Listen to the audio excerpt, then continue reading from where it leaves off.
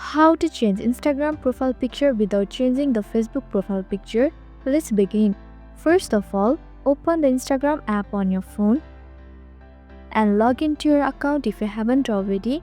Next, tap on your profile icon at the bottom right corner. Then tap the three horizontal lines at the top right corner to open the main menu. Now select Account Center at the top. Then click on Profiles under the Account Settings section. Here you will see a list of linked accounts. Select the account where you want to change the profile settings. Moreover, click on the Facebook account to view its settings. Lastly, find the Sync Profile Info option and toggle the switch to off position. A confirmation prompt will appear. Just confirm your action.